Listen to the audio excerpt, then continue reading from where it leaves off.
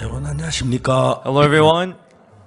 Mwiriwe, umunsi ku munsi turagira amasaha meza cyane ku bw'ubuntu bw'Imana. Ibyo ndabishimira Imana. Reka dusome Abayiburayi igice cya 10 guhera ku murongo wa 8. Niba mwahageze ndasoma mpere ku murongo wa 8. Amaze kuvuga ibyo ngo ibitambo n'amaturo n'ibitambo byokeje n'ibitambo by'ibyaha ntibabishatse kandi ntibabyishimiye, ari byo bitambwa nk'uko amategeko yategetse.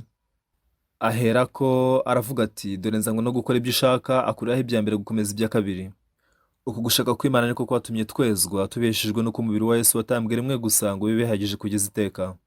Kandi umutambyi wese ahagarara iminsi yose akora umurimo we, atamba kenshi ibitambo bidahinduka, bitabasha iteka kugira ubwo bikuraho ibyaha. Ariko wundi amaze gutamba igitambo kimwe cy'iteka cy'ibyaha, yicara iburyo bw'Imana. Ahera ubwo arindira igihe abanzi be bazashyirirwa munsi y'ibirenge bye. Kuko abeze batunganishijwe rwose igitambo kimwe kugeza iteka ryose. Kandi n'umwuka wera niwe mugabo wo kuduhamiriza ibyo, amaze kuvuga ati, iri ni ryo sezerano nzasezerana nabo hanyuma y'iyo minsi, ni ku Uwiteka avuga, nzashyira amategeko yanjye mu mitima yabo, kandi mu bwenge bwabo niho nzayandika. Arongera ati, ibyaha byabo n'ubugome bwabo sinzabyibuka ukundi. Noneho rero ubwo ibyo bibabariwe, ntihakiriho kongera gutamba ibitambo by'ibyaha. Hano muri bibiliya tubona ko ari inzandiko gusa zacapwemwo, ariko aya magambo iyo yinjiye mu mitima yacu, ibasha kumurikira umutima wanjye wahoze wijimye. Ibyo rero bigatangira kurema indi mikorere y'umutima ntari mfite mbere. N'ubu ngubu mbitekerejeho kenshi, nibwira ko ndi kurota, ndi umukiranutsi. Niba Imana ivuga ko ndi umukiranutsi, ubwo ikindi nakongeraho ni iki?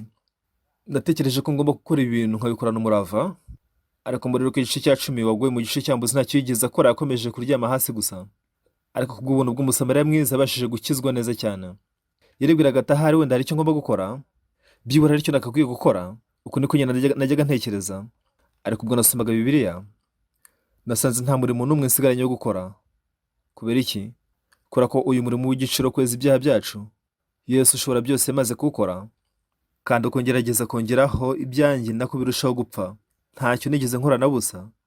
Bigeze kwakira imbabazi z'ibyaha, ntago nigeze nshyiraho akanjye. Iyo nza kwakira imbabazi z'ibyaha, hari icyo nkoze, icyo gihe byari gutoba umurimo Yesu yankoreye. Ibyo nari gukora byose byari guteza ibibazo.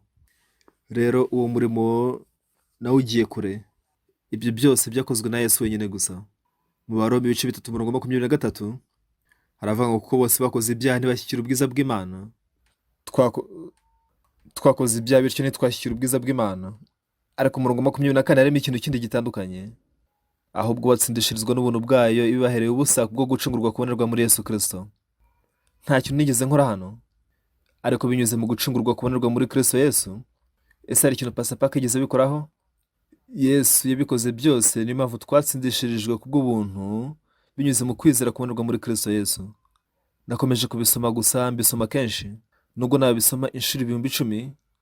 N'ubundi aya ni amagambo y'umunezero, kuvuga ngo ndi umukiranutsi, ubundi wera, nakiriye ubuntu bw'Imana. Nta kintu na kimwe nigeze nkora, mbaye ndubivuga sinakugira mbirangiza. Mu mwaka wa 2001 twashinze korali yacu, bitewe n'impinduka imwe yabaye ku munyeshuri umwe mu 1995. Twaje kubona urubyiruko rwinshi ruhinduka. Ubu ngubu yarakuze, akora business ze mu mujyi wa LA. Rimwe rimwe rwo ajya mpamagara ati, pasiteri, muri ibyo bintu nari nishimye cyane, numva nifuza gusubira muri iyo minsi, byankoze ku mutima cyane.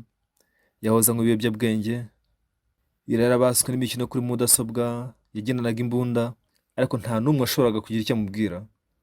Namuzanye muri Koreya, rero ubwo namubwirizaga ubutumwa bwiza bw'Umwami Yesu, ubw'ijambo ryo kwakira agakiza bw'amaraso ya Yesu Kristo yinjiraga mu mutima we.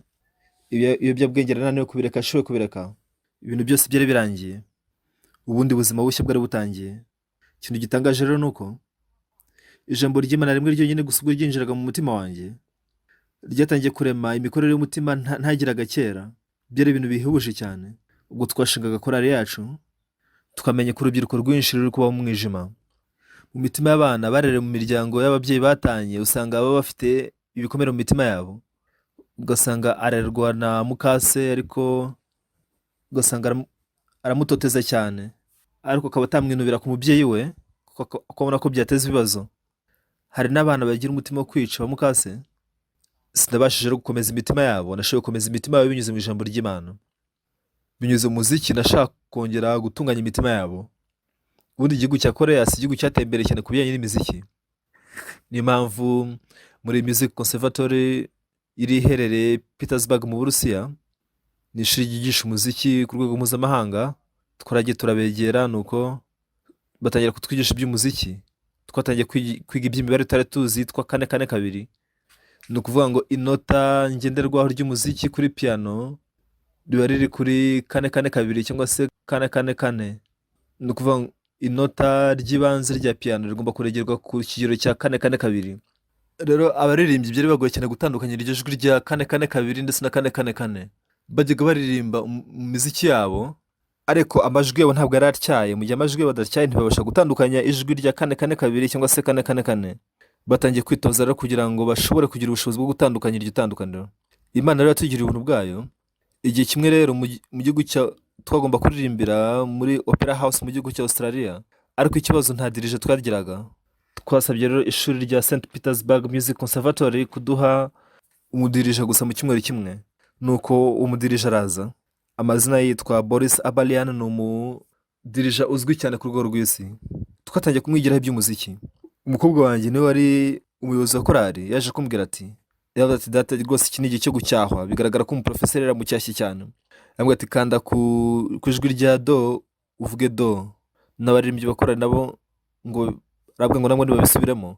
Arangije arabwira ati reka da, iyo ntabwo ari do. Batari ko niyo twavuze do ntitwavuze re cyangwa se mi. Arabwira ati reka da, iryo nota mwavuze ntabwo ari ryo. Ntabwo bashoboraga kwitoza neza nk'uko bikwiye, byari bibagoye cyane. Rero iyo niyo nzira korali yaciyemo, byari ibintu bihebuje. Baje kwegukana umwanya wa mbere mu marushanwa mpuzamahanga abereye Jeju mu 2009, no mu 2011 nabwo begukana igihembo mpuzamahanga cy'amakorali cyabereye Busan, begukana umwanya wa mbere. Mu 2014 Riva del Garda mu Butaliyani nabwo begukanye igihembo cya mbere ku rwego rw'isi. No mu 2014 nabwo uwo mwaka begukanye no mu Busuwisi irushanwa mpuzamahanga. Mu 2016 Mark Berdorf mu gihugu cy'Ubudage nabwo begukanye umwanya wa mbere, nuko ihinduka korali ya mbere ku isi.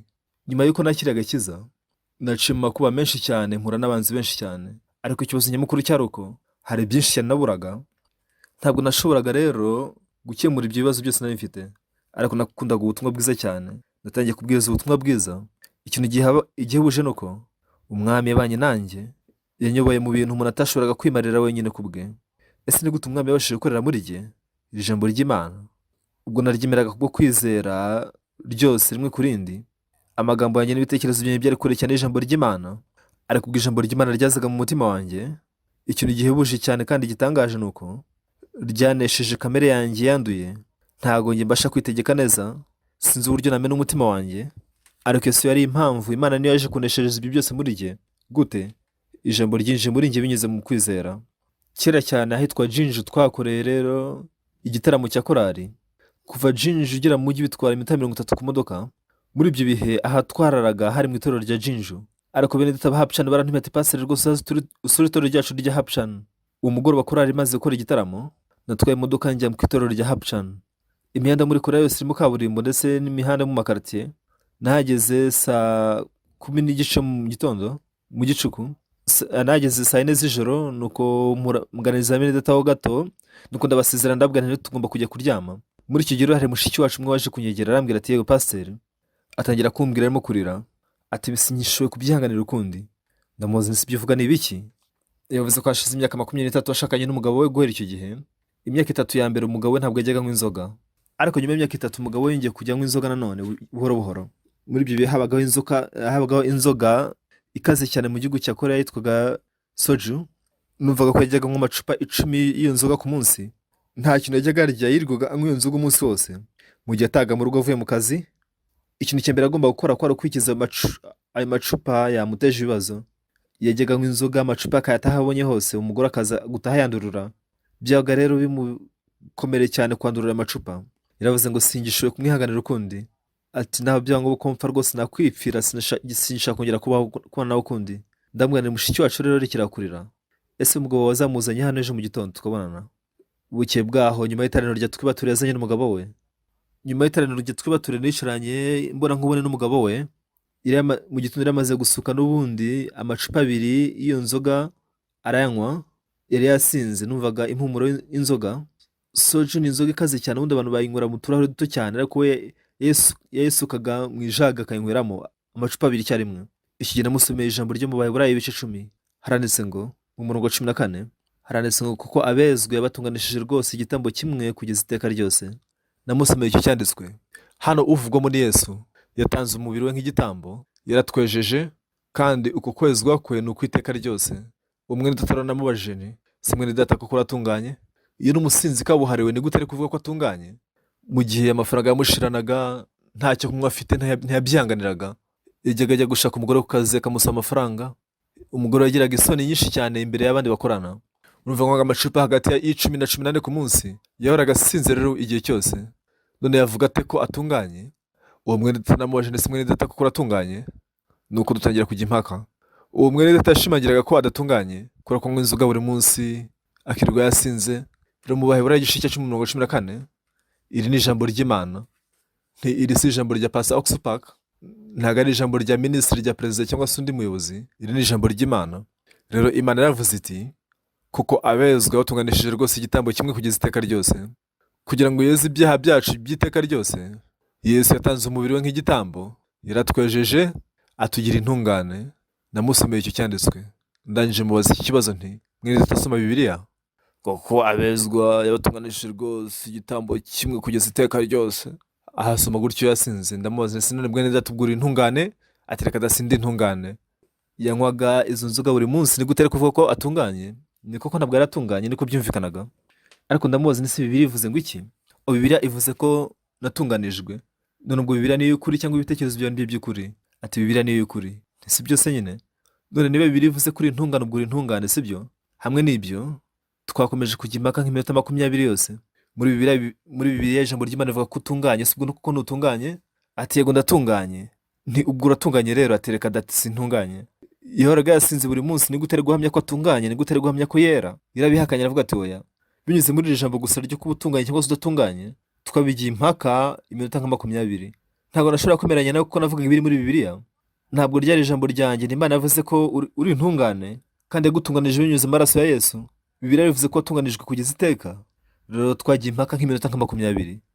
Ushaka kunywa inzoga, ukaba ubuzima bw'uburara, ukavuga ko udatunganye. Ariko utitaye kuri ibyo byose, iri ni ijambo ry'Imana niko rivuga. Ibyo utekereza byose, imyanzuro y'Imana niyo y'ukuri, iyawe si yo y'ukuri. Iyo tuganira ku bijyanye n'icyaha, kubera ko tuba twumva ko hari ibyaha tutagomba gukora, tuba dufite umutima nk'uwo, niba ibyo bidutera kuvuga ngo ese ni gute nahangara kuvuga ko ndi intungane? Ariko ntabwo dupfa kuvuga ko turi intungane gusa, ahubwo Yesu ubwo yapfaga ku musaraba, mu gihe yitangaga umubiri we nk'igitambo, uko niko twagizwe intungane. Uko nabisobanuraga mwene data kose yavugaga ko atari intungane. Ati sinavuga nte ko ndi intungane? Ndi umusinzi, nywa inzoga buri munsi, mbaho ubuzima bw'uburara, ndi umusinzi, rero sindi intungane. Mu maso yacu rero byagaragara ko atari intungane kuko ni ibintu byumvikanaga. Gusa igitangaje nuko Bibiliya niyo nyine gusa yavugaga ko ari intungane. Abaturanyi be bose muri umudugudu bavugaga ati kiriya gisinzi. Umugore we akora cyane ariko ahora yinywera inzoga buri munsi wose, kugeza nawe umugore avuga ati umugabo nk'uyu ndamurambiwe. Ati tukibana umwaka wa mbere ntiyanywa inzoga, ariko guhera ku mwaka wa 3 yatangiye kujya anywa inzoga guhera mu gitondo cya kare.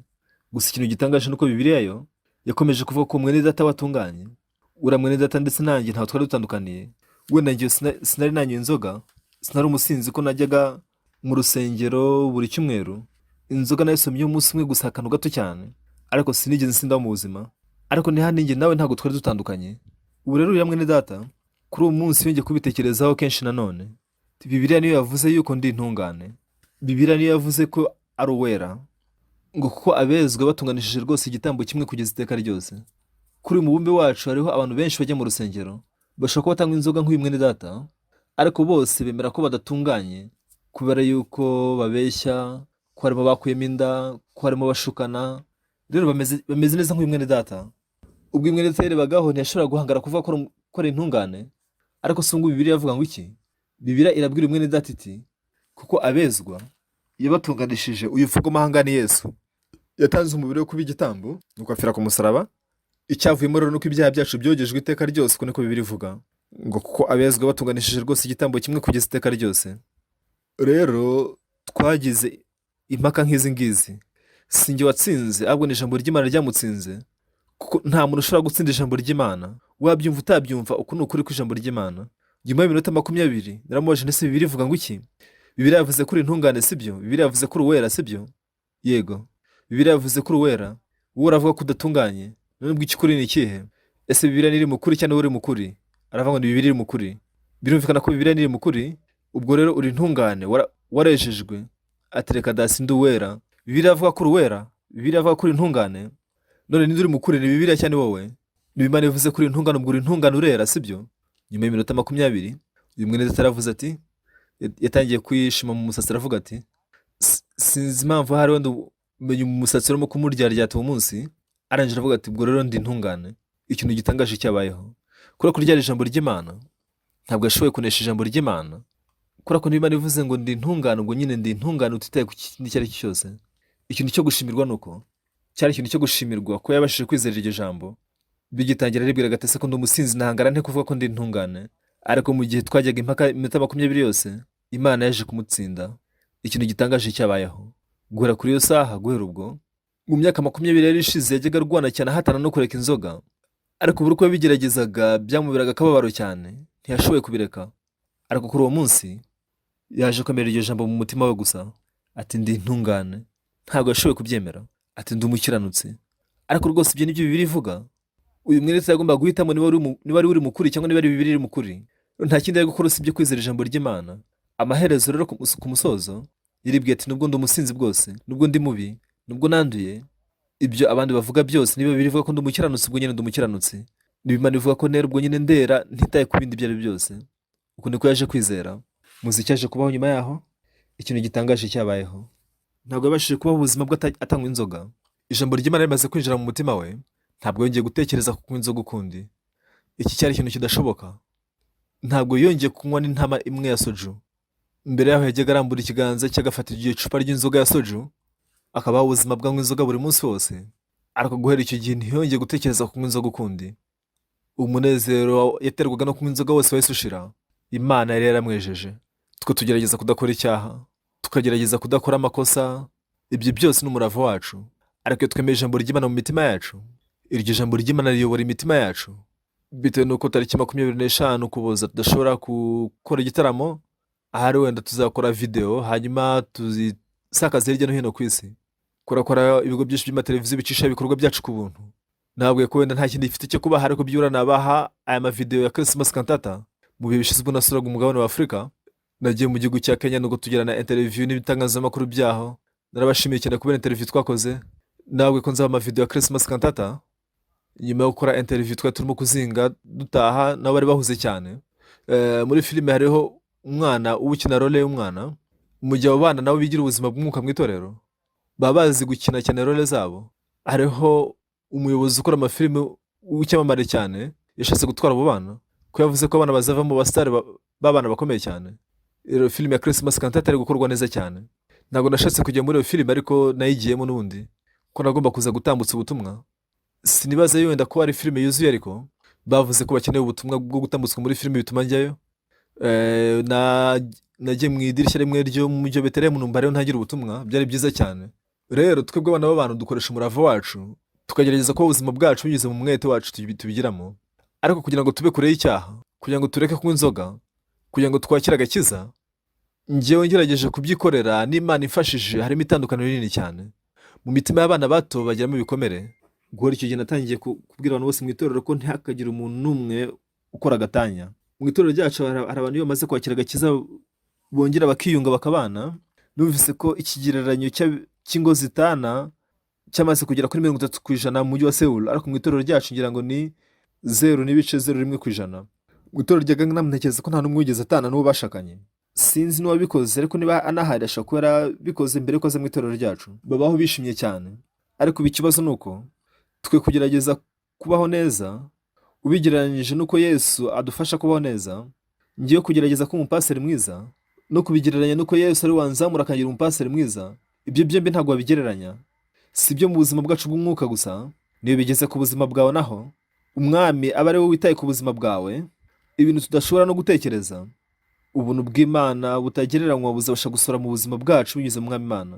Sinzi niba ibi nabivuga cyangwa se ntabivuga, ariko ubwo umuhungu wanjye yashakaga, igihe kimwe umufasha umuhungu wanjye yagiye mu bitaro, cyitwaga Dejon, yagiye mu bitaro by'abaginekologe, byasaga nk'ibitari gukunda, ni uko bajya ahitwa Hanyang University Hospital mu mujyi wa Seoul. Icyo gihe nabonye umufasha wanjye agarukanye n'umukazana wacu ariko ameze nk'urakaye, kubera yuko mu bitaro bya Hanyang University Hospital babwiye ko ari bukoreshe imiti irwanya kanseri, nuko umugore wanjye atahara arakaye. Guhera iki gihe ntabwo yongeye kujya ku bitaro ukundi, ariko bari bafite abana batatu, umuhungu, umukobwa ndetse n'undi muhungu. Ariko si ibintu twari kwirengagiza gusa, iyo ndebye abuzukuru banjye shimira Imana cyane, bakura neza cyane. Umukazana wanjye afite abana batatu, amaze kubyara umuhungu n'umukobwa, uwa gatatu yongeye kubyara umuhungu nanone, atetesha cyane uwo bucura, ntasanzwe arihariye. Imibanire n'abandi ni myiza cyane. Iyo tugize ibitaramo ahantu runaka nko muri sale, ubusanzwe abakozi ntibemera ko abantu bakora ku bikoresho byabo. Ese ninde wajya hariya akapfa gukorana ubucuti nabo? Nta muntu n'umwe ukunda iyo avuganye nabo mu imfunguzo z'iyo sale aho akeneye hose. Ni umuntu udasanzwe nk'uko ndi kubivuga. Igihe kimwe dirija Boris Abalyan yaje muri Leta Zunze Ubumwe za Amerika, rero yamushyize mu kamodoka gato aramutwara amuzengurutsa ahantu muri sale yakoramo konseri. Afite ibiro byinshi cyane, afite ibiro nka 90. Twabanaga mu nzu turi bane, njyewe, umuhungu wanjye ndetse n'umwuzukuru wanjye, bombi bafite ibiro 90, bose bombi ni banini. Rero iyo ndebye umukazana wanjye, nawe mushimira Imana cyane. Imana ikora imirimo nk'ingi ihambaye mu buzima bwacu. Uwo mwene data wari umusinzi, namubwiye kujya mu ishuri rya misiyoneri, akora iyi mirimo y'ubutumwa bwiza mu buryo buhebuje cyane. Ntabwo afite itorero rinini cyane, ariko we n'ubashakanye baba bishimye cyane bari kubwiriza ijambo ry'Imana. Nuriya ndi kuvugaho agaragara neza, sibyo?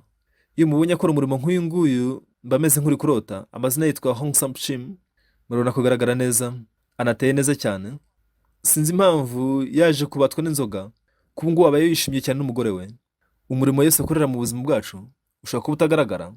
Igihe cyinshi tugerageza kuba ubuzima bwacu dukoresheje amayeri ya kimuntu, ariko Yesu ashaka gukorera mu buzima bwacu. Ikintu cy'ingenzi cyane rero ni ukwakira imbabazi z'ibyaha. Ntabwo ari twe tugomba kubikora, ni Yesu bituyoboramo. Twebwe turamwizera gusa. Mu maso yacu dushobora kugaragara nk'abanyabyaha babi cyane banduye, dushobora kugaragara nk'abasinzi, tukagaragara nk'abantu babi, ariko niba Umwami Imana avuze ko turi abakiranutsi, ubwo tuba turi abakiranutsi. Ibi ni ibintu byo gushimira cyane. Rimwe na rimwe mugende gusoma Bibiliya, iyo nirebyeho ndibaza ese kuki nduwera cyane, ndi umuntu wo kugirirwa impuhwe gusa. Igihe kinini cyarashize kugeza ubu. Umwaka utanze ndi kwizihiza isabukuru y'imyaka 60 nakira agakiza. Muri iki cy'imyaka 60, ubwo nari ndi mu ishuri rya misiyoneri, ubwo nari ndi Apkokutong, ubwo nari ndi Champali, ubwo nari ndi mu gisirikare, ubwo nari ndi Degu. Hari ibintu byinshi byagiye bibaho gatebe gatoki, ariko nta kintu na kimwe Yesu atitayeho mu gihe nabaga ku bw'ubutumwa bwiza. Mu bishize twasuye ibihugu bine muri Afurika, muri Kenya, Ghana, Togo ndetse na Cote d'Ivoire. Twahuye n'abakozi b'Imana benshi cyane aho ngaho. Twakiriye ibintu byinshi cyane butarondoreka. Ubutumwa bwiza buri kwamamara mu isi yose. Mu gihe tubitekereje rero dushimira Umwami Imana cyane. Simfite imbaraga zo gusohoza umurimo nk'uwo. Uriya mwene data yari yagerageje kenshi cyane kureka inzoga. Irabigerageje bwa mbere biramunanira, abigerageza bwa kabiri biramunanira, abigerageza bwa gatatu biramunanira. Buri uko atekereza ku byo kunywa inzoga yajyaga atuma umutwe cyane. Niyo mpamvu yari yaneshejwe n'inzoga, ubu niko yari yarabayeho. Ariko mwene data yaje kwizera ijambo rya Yesu, kuko abezwa yabatunganishije rwose inshuro imwe kugeza iteka ryose. Uwo mwene data yaratangiye asubiza ati rwose njye sindi uwera, sintunganye, ndi umusinzi, ntacyo nageraho, njyewe ibyo nkora byose nzatsindwa. Yagerageje kureka inzoga inshuro 2 cyangwa se 3. N'igihe atekereza kureka inzoga byaramubabazaga cyane, agatekereza ati biki sinyibishoboye rwose kubireka, reka nongere ninywere. Yari yaremeje kuzayanywa inzoga ubuzima bwe bwose. Sinigeze mubwira ngo nareke inzoga, namubwiye kwizera ijambo ry'Imana gusa. Nicyo namubwiye cyonyine gusa. Biravuga ngo abezwa yabatunganishije igitambo kimwe gusa kugeza iteka ryose. Yatangiye avuga ko datunganye. Ndamubwira ntare ko Bibiliya nibivuga ko wera ubwo ureranye n'utitaye ku kindi cyari cyose. Ese ibitekerezo byawe nibyo by'ukuri cyangwa ijambo ry'Imana niryo ry'ukuri? Ati ijambo ry'Imana niryo ry'ukuri. None niba Imana ivuze ngo uratunganye, ubwo ntutunganye, ati ubwo nyine ndatunganye. Muri ako kanya mu gihe cy'iminota 20, icyatumye nza kumunesha no kubera ko byari byanditse muri Bibiliya, ntiyari kunesha ijambo ry'Imana. Amaherezo aravuga ati yego ndatunganye. Ndamubaza ngo nawe wanywa inzoga nabwo? Aravuga ati yego nawe nanywa inzoga nabwo, ntihandi ndatunganye. Nta nubwo yigeze asubiza ati handi ntungane cyane. Nyuma yaje kubyemera aravuga ati ni koko ndi ntungane. Uwo mwene data yaje kwizera iryo jambo, aravuga ati koko ndi ntungane, ati nduwera. Kubera iki? Kubera ko ariko Bibiliya ivuga. Icyo cyose cyari gikomeye cyane cyari kwizera. Uko duca imanza no Yesu aca imanza biratandukanye. Ahantu henshi muri Bibiliya Imana yavuze kutakibuka ibyaha byacu kundi, ivuga ko ibyaha byacu byogejwe, ariko Satani arakora. Mu Baroma ibice 3:23 haravuga ngo kuko bose bakoze ibyaha ntibashyikira ubwiza bw'Imana. Umurongo 23 uvuga ko twari abanyabyaha, umurongo 24 ukavuga ko twatsindishirijwe.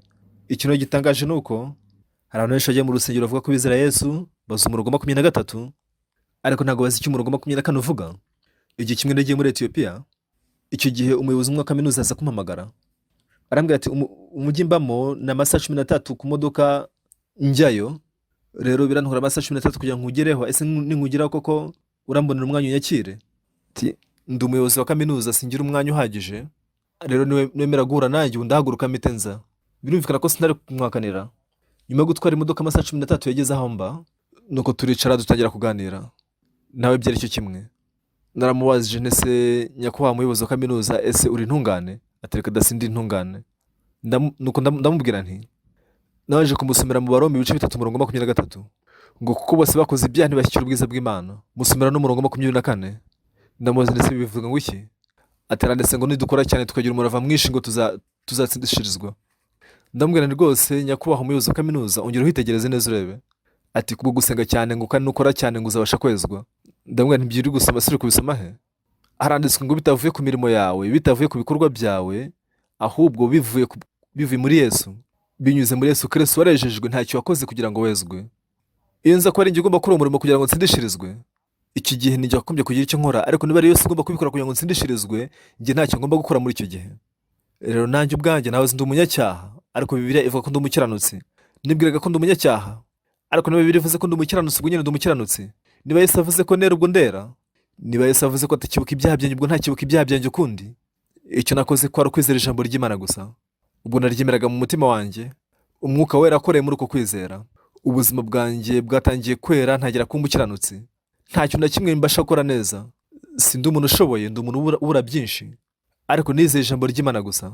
Niba Imana ivuga ko nera, ubwo ndera. Niba Imana ivuga ko nkiranuka, ubwo nyine ndakiranuka.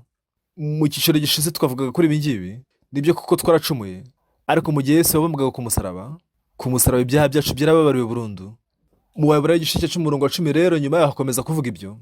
Uko gushaka kw'Imana niko kwatumye twezwa, tubeshejwe nuko umubiri wese watambwe rimwe gusa ngo bibehejeje kugeza iteka. Umutambyi wese ahagarara iminsi yose akora umurimo we, atamba kenshi ibitambo bitabasha gukuraho ibyaha.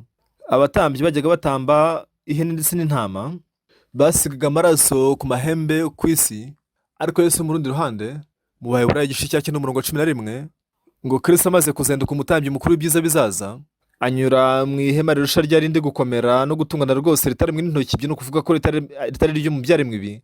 Mu yandi magambo, y'amaraso amennye ku musaraba ntago yayajyanye ku gicaniro cyo mu isi, amaraso yasize ku gicaniro cyo mu ijuru. Bitewe nuko iyi si igengwa n'ibihe, ibintu byose bimara igihe gito, ariko mu bwami bw'Imana ibintu byose bimara iteka ryose, bibaho iteka ryose. Niba yogeje ibyaha byacu hano ku isi byari kumara akanya gato, wakongera gucumura ukongera ugahinduka umunyacyaha nanone. Ariko mu gihe asigaga amaraso mu bwami bwo mu ijuru, bitewe nuko ibintu byose bihoraho iteka mu bwami bw'Imana, ni igitambo cy'icyaha nacyo gihoraho iteka. Amen. Uko niko tugeze abakiranutsi by'iteka ryose. Rero turetse ishingiro ryacu, tukabana n'umutima uciye bugufi, mureke twemerere ijambo ry'Imana. Niba Imana ivuga ko turi abakiranutsi, ubwo nyine turi abakiranutsi. Tukwiye kongeraho ibitekerezo byacu cyangwa se imyumvire yacu kuri ibyo. Niba Imana ivuze ko ndi umukiranutsi, niba Imana ivuze ko nera, ubwo nyine ndi uwera. Niba Imana ivuga ko yogeje ibyaha byanjye, ubwo nyine ibyaha byanjye byarogejwe. Niba Imana ivuga ko ndi umukiranutsi, ubwo nyine ndi umukiranutsi, ntitaye ku kindi icyo ari cyo cyose. Ntabwo ugomba kwigira nkaho uri umunyabwenge kurenza Imana. Njye namutse mbivuze ukabirwanya, byaba byumvikana ko nanjye nshobora kwibeshya, ariko njye nubwo nshobora kwibeshya, Imana yo ntishobora kwibeshya. Njye nshobora kwibeshya, ariko ijambo ry'Imana rishobora kwibeshya. Yaduhaye ubugingo buhoraho, ibyo turabyizera. Ubumwe neza rero, kurungu abaho yishimye cyane mu butumwa bwiza, by'umwihariko mushiki wacu rero umugore we nawe abaho yishimye cyane, aba ameze nk'uri kurota. Uwo muryango urakundana cyane ku kigero cyaho tubagira agashyari rwose, kubera ko ari umugabo ndetse n'umugore bombi bizera ijambo ry'Imana. Mu bitekerezo byacu twumva ko turi abanyabyaha, dutekereza ko twanduye, twumva ko turi babi.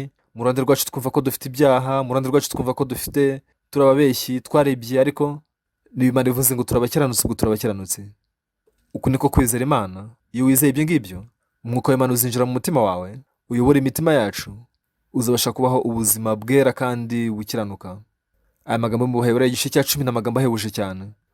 Mu gihe ntanze ibyigisho byinshi kuri iki gice, ni nk'aho nagifashe mu mutwe, aya magambo buri uko nyasomye nanone amindukira amashya mu mutima wanjye, ngo kuko abezwa batunganishije rwose igitambo kimwe kugeza iteka ryose. Kandi n'umwuka wera n'uwo mugabo wo kuduhamiriza ibyo, amaze kuvuga ati, iri ni ryo sezerano nzasezerana nabo hanyuma y'iyo minsi, niko Uwiteka avuga, nzashyira amategeko yanjye mu mitima yabo kandi mu bwenge bwabo niho nzayandika. Arongera ati, ibyaha byabo n'ubugome bwabo sinzabyibuka ukundi. Nuko rero ubwo ibyo mubibabariwe ntihakiriho kongera gutamba ibitambo by'ibyaha. Ubwo Imana yadukizaga, kubera ko yari Imana, yabikoze mu buryo butunganye, nta kosa yakozemo. Bishimira Imana cyane. Ubu ngubu maze imyaka 60 muri Yesu. Muri imyaka 60 yose ishize, nakoze amakosa, rimwe na rimwe naribeshye, rimwe na rimwe narwanyije Imana, ariko nta gihe na kimwe Imana yigeze intererana. Niyo mpamvu mpagaze hano kuri podium uyu munsi, kubw'ubuntu bw'Imana. Nimureke twizere iyo Mana, dufite umutima uciye bugufi. Bashobora kutabyumva nubwo wanduye gute, uyu mwene data nawe yari yanduye cyane mu maso ye, ariko maze kwizera ko yatunganirijwe, ko yatsindishirijwe akagirwa uwera, yarabyemeye. Ibyo rero ndabihimbariza Imana cyane. Reka dusenge. Mana Data yera, ubwo wadukizaga, tugushimiye ko agakiza kacu katavuye mu bikorwa byacu. Iyo tuza gukizwa n'ibikorwa byacu, ntitwari kuzigera twakira agakiza. Turaguhimbaje ko watwejejeho ibyaha byacu. None Mana Data, utugirire ubuntu twese bakorani hano uyu munsi, udusukire ubuntu bwawe. Tuguhimbarije ko wadupfiriye ku musaraba ukeza ibyaha byacu, kandi twizeye ko twatsindishirijwe. Twizeye ijambo ryawe, turagusabye uduhe umugisha. Dusenze twizeye mu izina rya Yesu, amen. Murakoze cyane.